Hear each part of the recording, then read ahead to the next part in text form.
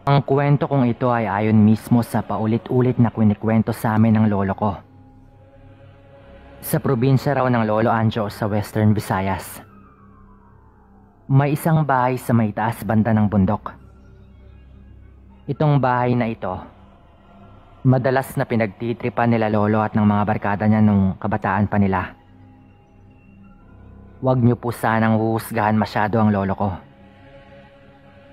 Aminado naman po siyang marami siyang ginagawang kalokohan nung kabataan pa niya. Mga nasa 16 na taong gulang lang daw siya nito. Kaya puro kalokohan pa ang alam nilang magbabarkada. Ang bahay na ito ay gawa raw sa amakan. Hindi ko lang po alam kung ganoon din yung tawag ng iba doon. Pero dito sa probinsya namin, yun ang tawag namin. Amakan. So bale, kaya daw pinagtitripan nila lolo ang bahay at ang mga nakatira doon. Yun ay dahil isang araw daw, habang naglalakad sila lolo sa gitna ng gubat, doon banda sa may paakyat na ng bundok,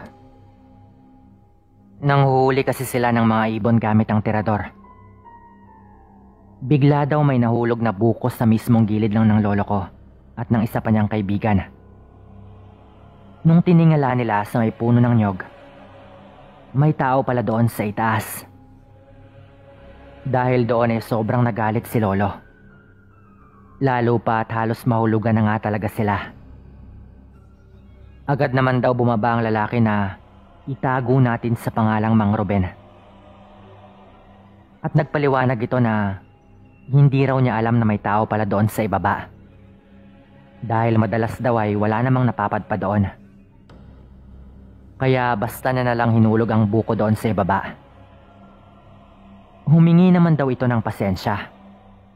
Pero medyo galit kasi ang tono nito kaya nagalit din ang lolo ko at ang mga kaibigan niya.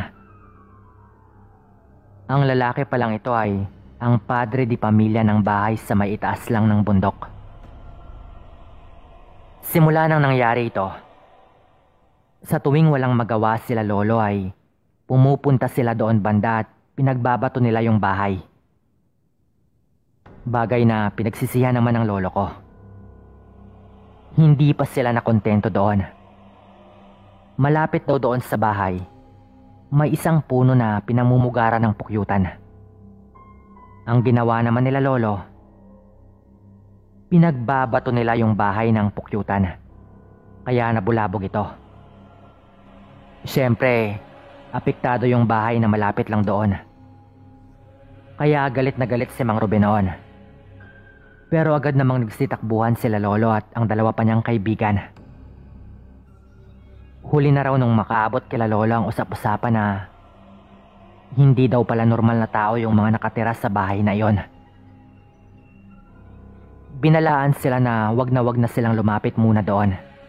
Lalo at galit sa kanila si Mang Ruben. Pero hindi man lang natinag sila lolo. Isang araw ay nangahoy pa rin sila doon banda. Siyempre ang sa utak daw nila, mga ngahoy lang naman sila. At hindi naman talaga sila lalapit ng sobra doon banda sa may bahay na amakan.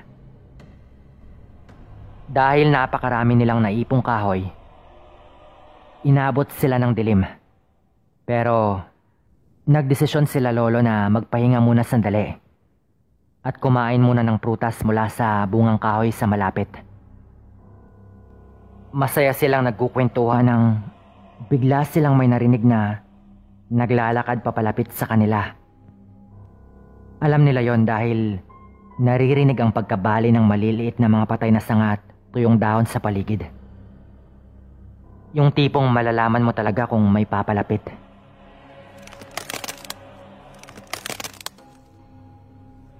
Palapit ng palapit ang tunog sa kinalalagyan nila. Dahil doon ay napatayo silang tatlo sa kanilang kinauupuan. At nagmamasid-masid sila sa paligid.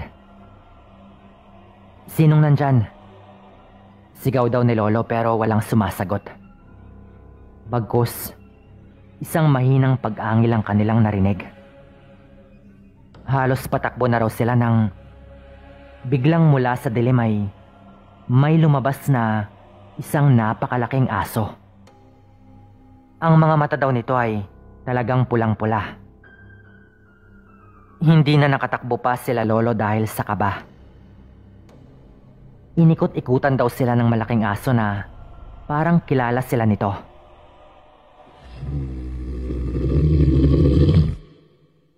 Dumampot si lolo ng isa sa mga kahoy panggatong na nakalap nila sa gubat.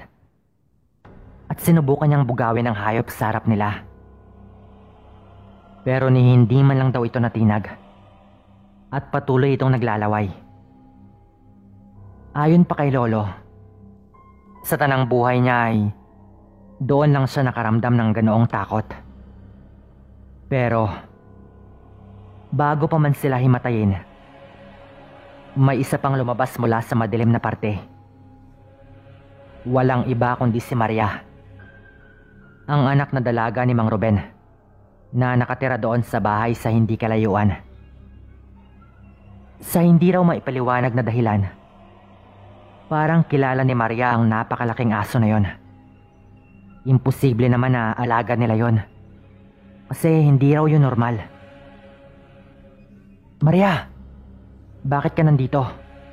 Lumayo ka dyan, at baka atakihin ka niyan. Sigaw pa raw ng lolo dahil nag-aalala ito na baka si Maria yung atakihin ng aso. Pero ni hindi man lang daw natinag yung dalaga. Lumapit daw ito sa malaking aso at parang pinapakalma niya ito. Sabi ko naman sa'yo, hindi naman sila ganon kasama. Hayaan mo na sila. Mahinang wika pa daw nito doon sa aso bago nito pinaalis sila lolo. Umalis na kayo at baka magbago pa ang isip niya. Sabi pa raw ni Maria kila lolo. Hindi na nga nakapagpasalamat sila lolo at kumaripas na sila ng takbo palabas ng gubat. Sa takot nila ay naikwento nila yon sa pamilya nila at sa ibang tao. Mabilis kumalat ang usap-usapan at mas lalong pinaghihinalaan ng mga nakatira sa bahay sa may bundok.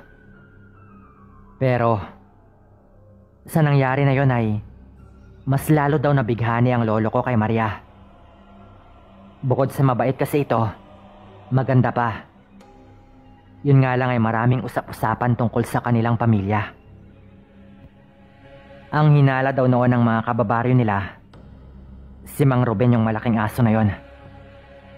At kung hindi raw dumating si Maria para pigilan siya, baka kung ano na ang nangyari kila lolo nung gabing yon. Baka makita na lang silang bangkay na doon sa gitna ng gubat. Doon na rin nagsilabasan ng iba pa raw na mga nangyari. Ang sabi ni lolo, may mga hikers daw noon na umakyat doon sa bundok. Pero doon na lang daw sila huling nakita. Hindi na raw nakitang bumaba at nagulat na lang ang mga taga-baryo na may mga kamag-anak na nagtatanong-tanong. Pero wala namang makitang bangkay. Basta na lang nawala ang mga hikers na umakyat doon sa bundok. Pero may isang kababaryo namin na nakakita na sa likod daw ng bahay nila Mang Ruben, may nakita itong mga kagamitan na halatang yung mga hikers yung nagmamay-ari. Kasama na rin ang mga damit.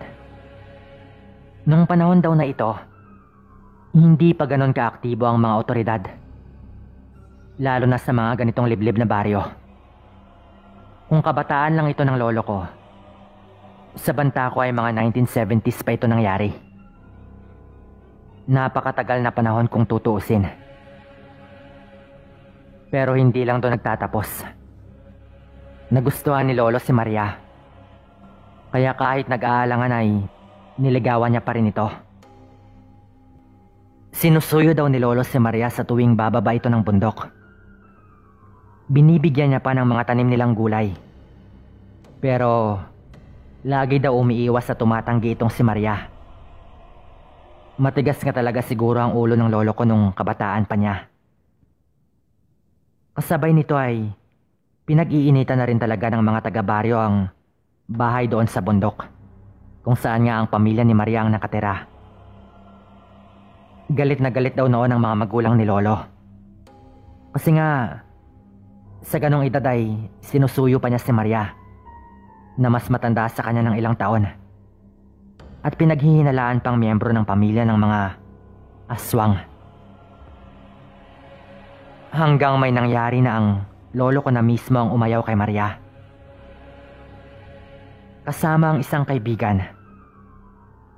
Naglakas loob si lolo na puntahan si Maria sa bahay nila isang gabi.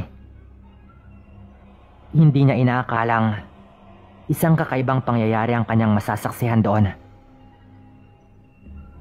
Nung malapit na daw sila sa bahay ay iyakan agad ang naririnig nila.